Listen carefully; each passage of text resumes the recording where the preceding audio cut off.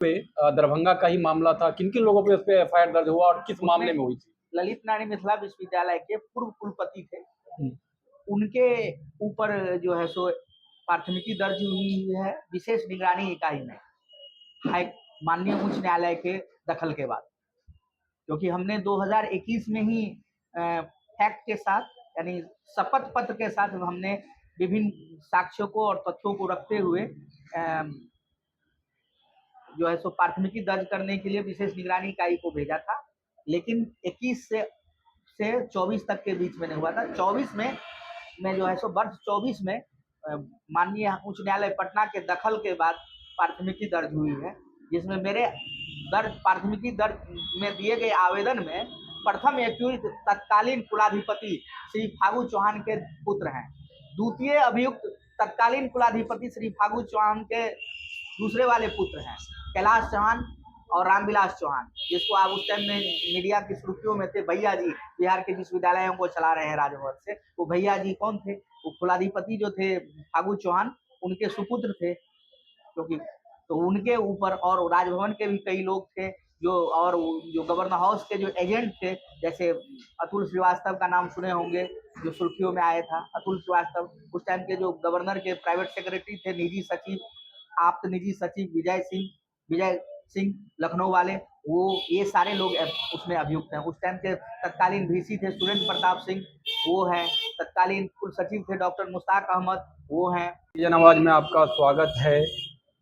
बिहार विधानसभा चुनाव स्पेशल कार्यक्रम बात दरभंगा की सिटीजन के साथ में आज हमारे साथ जो खास मेहमान हैं, आरटीआई एक्टिविस्ट रोहित कुमार जी हमारे साथ उपस्थित हैं, जो लगातार जो है शिक्षा में व्याप्त बिहार और दरभंगा में जो यूनिवर्सिटी स्तर पे या कॉलेज स्तर पे जो शिक्षा में व्याप्त भ्रष्टाचार है, उसको लेकर निरंतर कई वर्षों से लड़ाई लड़ते आ रहे हैं। यहाँ दरभंगा से लेके और पटना हाई कोर्ट तक लगातार जो है वो शिक्षा में व्यवस्था और शिक्षा में जो जिस तरह से भ्रष्टाचार है उसको लेकर निरंतर जो है लड़ाई लड़ते आ रहे हैं, जिसमें कई प्रोफेसर, कई पूर्व रजिस्ट्रार पर जो है पूर्व में इनके ही मामले को लेकर जो है वो एफआईआर भी दर्ज हुआ, जिसको लेकर वित्तीय अनियमितता को लेकर विजिलेंस विभाग द्वारा जो है वो एफआईआर हुआ, जिसमें पूर्व जो है रजिस्ट्रार, कई प्रोफेसर, कई जो है वीसी थे। हमारे साथ जो है रोहित जी हैं। रोहित जी से जानेंगे जी कि जो भी चुनाव है, चुनाव को लेकर जो स्थिति है, सबसे पहले आपका सिटीजन आवाज में मुख्य कार्यक्रम बात दरभंगा में आपका स्वागत है। किस तरह से देखते हैं जो विधानसभा चुनाव है और चुनाव की स्थिति और जो आप लड़ाई लड़ते आ रहे हैं शिक्षा में जो व्याप्त भ्रष्टाचार है, कई बार हमने देखा है जो कि यूनिवर्सिटी और वीसी को लेकर जो प्रमुख पद होते हैं यूनिवर्सिटी को लेकर, उसको लेकर भी आप जो है लड़ाई लड़ते आ रहे हैं।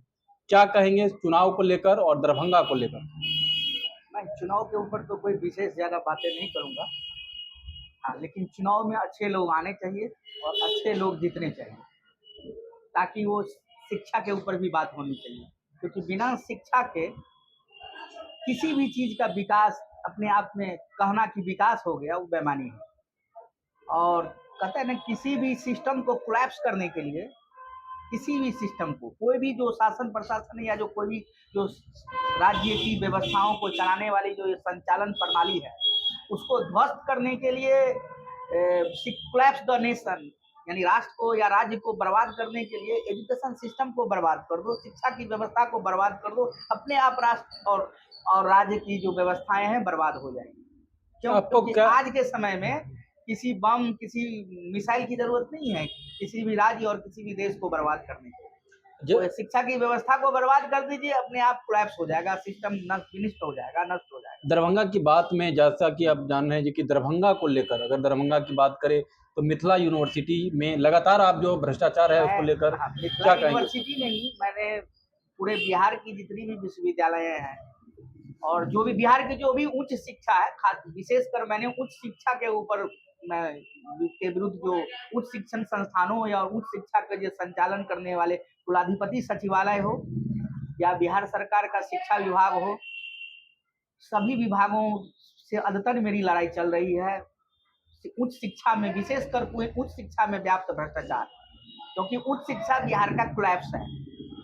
उच्च शिक्षा में कुछ है ही नहीं, क्योंकि ये शासन और प्रशासन जो उच्च शिक्षा को नियंत्रण करने वाली जो कुलाधिपति सचिवालय है, उस सचिवालय के द्वारा ही भ्रष्टाचारियों की नियुक्ति की जाती है और उसके संरक्षण है कुलाधिपति सचिवालय। राजभवन में जो अवस्थित है कुलाधिपति सचिवालय, वही खुद ही वो भ्रष्टाचार का पोषक और संरक्षक बन के बैठी हुई है। और ऐसे ऐसे लोगों को कुलपति और पद पे बनाया जाता है जो डमी टाइप के लोग होते हैं, जो प्यून चपरासी बनने की योग्यता नहीं रखते हैं, लेकिन वो वाइस चांसलर के रूप में जो है सो विश्वविद्यालय में पदस्थापित हो जाते हैं। आपका एक मामला हम लोग देख रहे थे जिसमें पूर्व में जिस मामला को लेकर अभी हम लोगों ने चर्चा किया है, क्या मामला था और किन किन लोगों पे दरभंगा का ही मामला था, किन किन लोगों पे उस पे एफआईआर दर्ज हुआ और किस मामले में हुई थी? ललित नारायण मिथिला विश्वविद्यालय के पूर्व कुलपति थे, हम्म। उनके ऊपर जो है सो प्राथमिकी दर्ज हुई है विशेष निगरानी इकाई में माननीय उच्च न्यायालय के दखल के बाद, क्योंकि हमने 2021 में ही फैक्ट के साथ यानी शपथ पत्र के साथ हमने विभिन्न साक्ष्यों को और तथ्यों को रखते हुए जो है सो प्राथमिकी दर्ज करने के लिए विशेष निगरानी इकाई को भेजा था, लेकिन 21 से 24 तक के बीच में नहीं हुआ था। 24 में जो है सो वर्ष 24 में माननीय उच्च न्यायालय पटना के दखल के बाद प्राथमिकी दर्ज हुई है, जिसमें मेरे प्राथमिकी दर्ज में दिए गए आवेदन में प्रथम एक्यूज तत्कालीन कुलाधिपति श्री फागू चौहान के पुत्र हैं। द्वितीय अभियुक्त तत्कालीन कुलाधिपति श्री फागू चौहान के दूसरे वाले पुत्र हैं कैलाश चौहान और रामविलास चौहान, जिसको आप उस टाइम में मीडिया की सुर्खियों में थे। भैया जी बिहार के विश्वविद्यालयों को चला रहे हैं राजभवन से, वो भैया जी कौन थे? वो कुलाधिपति जो थे फागू चौहान, उनके सुपुत्र थे, क्योंकि तो उनके ऊपर और राजभवन के भी कई लोग थे जो गवर्नर हाउस के जो एजेंट थे, जैसे अतुल श्रीवास्तव का नाम सुने होंगे जो सुर्खियों में आया था। अतुल श्रीवास्तव उस टाइम के जो गवर्नर के प्राइवेट सेक्रेटरी थे, निजी सचिव, आप्त निजी सचिव विजय सिंह लखनऊ वाले, वो ये सारे लोग उसमें अभियुक्त हैं। उस टाइम के तत्कालीन वीसी थे सुरेंद्र प्रताप सिंह, वो हैं। तत्कालीन कुल सचिव थे डॉक्टर मुश्ताक अहमद, वो हैं। और बहुत सारे लोग हैं और अभी अंडर ऑनगोइंग इन्वेस्टिगेशन है, इसलिए उस पर ज्यादा कुछ कहना अभी नहीं। क्या लग रहा है जी कि जो आप जिस पे एफआईआर दर्ज हुआ, जो वित्तीय और जो भ्रष्टाचार को लेकर आप बात करते हैं, कहीं न कहीं उस भ्रष्टाचार को जो संरक्षण है वो राजनीतिक रूप से जो शीर्ष पे बैठे हैं उनके द्वारा हो रहा है? अब सरकारें तो राजनीतिक दल के लोग ही चलाते हैं, जो सत्ता में बैठे लोग हैं, तो ये कहना कि उनका संरक्षण नहीं है, ये कहना बेईमानी होगा। उनका पूर्ण संरक्षण होता है। सरकार जिसकी भी है या जो लोग सरकार में हैं, अगर वो लोग उसकी सही से निष्पक्ष जांच कराते तो आज बिहार के विश्वविद्यालयों की ये बदतर स्थिति नहीं होता, ये मनमानापन नहीं होता। अभी उसी विजिलेंस निगरानी विशेष इकाई में जो प्राथमिकी दर्ज है, FIR फर्स्ट इन्फॉर्मेशन रिपोर्ट जो दर्ज है, जो 4/2024 है, उसको 1 साल पूरा हो गया प्राथमिकी दर्ज हुए, अभी तक प्रॉपर रूप से अनुसंधान नहीं हुआ, ना कंप्लीट हुआ है। क्या लग रहा है राजनीतिक संरक्षण? राजनीतिक संरक्षण है, राजभवन का संरक्षण है, कुलाधिपति सचिवालय और राजभवन का संरक्षण है। अब उस संरक्षण में मैं अपने उपलब्ध रिसोर्सों के माध्यम से कानूनी लड़ाई लड़ रहा हूँ, कानूनी प्रक्रिया के तहत।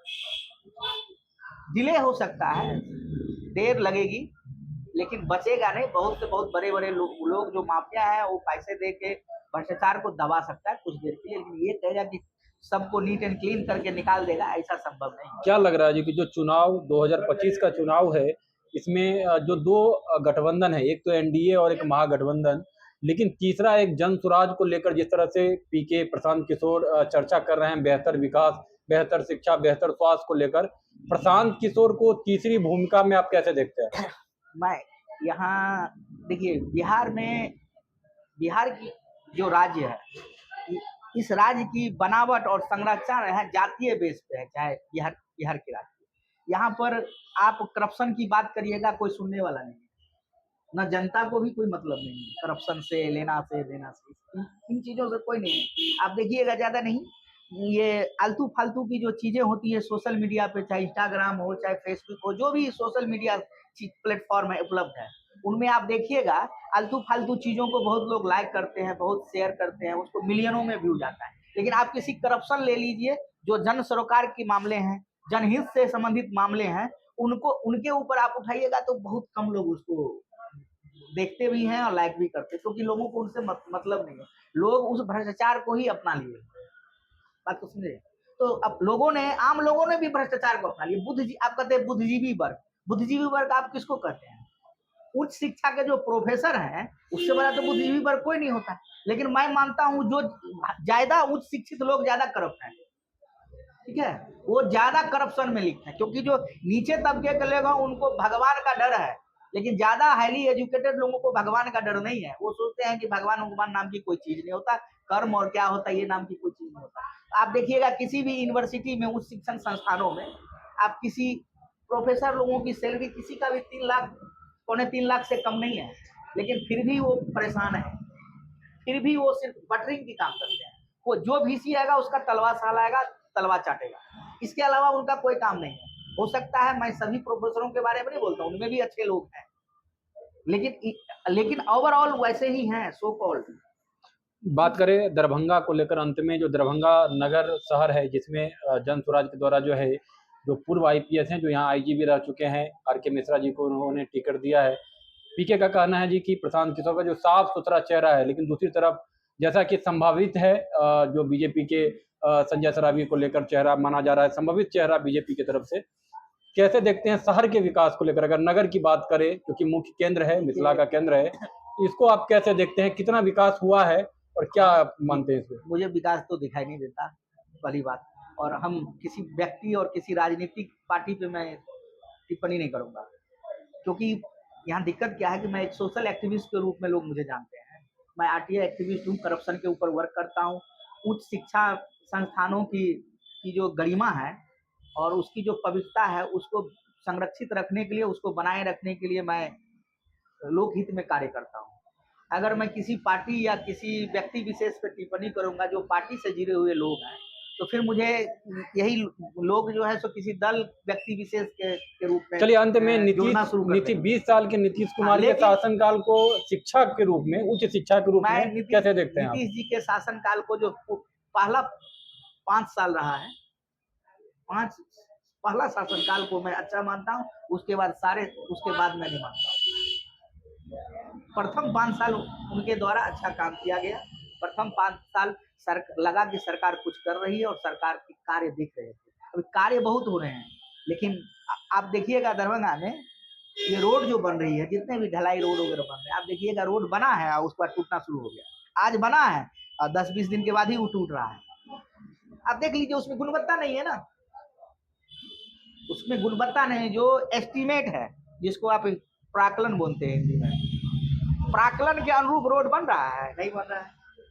DPR के अनुसार नहीं बन रहा है, प्राकलन के अनुरूप नहीं बन रहा है। जो एस्टीमेट क्यों नहीं बन रहा है? क्या पीछे क्या लग रहा है आपको? एक बात बताइए, सारी कमीशन खोरी है, और किस चीज में कमीशन खोरी नहीं है? बच्चा पैदा हो रहा है, उसमें कमीशन खोरी है, तो आप इसमें कहां से जाइएगा? ऐसी कोई चीज नहीं है जिसमें कमीशन खोरी नाम का शब्द ना घुसा हुआ। और लोगों के, हम कहेंगे कि रक्त में प्रभावित हो रहा है। करप्शन जो है ना, रक्त में प्रभावित, लोगों में कोई करप्शन के प्रति कोई उबाल नहीं है, लोगों में, आम लोगों में करप्शन के प्रति कोई विरोध नहीं है। लोग इसको स्वीकार कर रहे हैं। हमारे जैसे और अन्य बहुत सारे लोग हैं जो करप्शन के ऊपर बात करते हैं, बाकी किसी को इससे लेना। चलिए, विधानसभा 2025 को लेकर जो हम लोग एक चर्चा कर रहे थे, हमारे RTI एक्टिविस्ट के रूप में रोहित कुमार जी उपस्थित थे, जो बता रहे थे, और शिक्षा को लेकर, शिक्षा में व्यक्त भ्रष्टाचार को लेकर लगातार ये लड़ाई लड़ते आ रहे हैं। जैसा कि ये बताए भी हैं जी कि कई पूर्व जो है VC और यहाँ के जो रजिस्ट्रार थे और कई कर्मी पे जो विश्वविद्यालय उच्च शिक्षा से संबंधित है, उन पे कार्रवाई भी विजिलेंस के द्वारा हुआ है। जब कोर्ट का उसमें जो है हस्तक्षेप हुआ, उसके बाद तो लगातार हमारे साथ आप बने रहे। और दरभंगा की बात में अलग अलग शख्स के साथ हम बताएंगे जो कि किस तरह से दरभंगा के अंदर का जो 10 विधानसभा है और दरभंगा में जो लोग हैं क्या सोचते हैं 2025 विधानसभा को लेकर। तो लगातार सिटीजन आवाज के साथ बने रहे। बहुत बहुत धन्यवाद।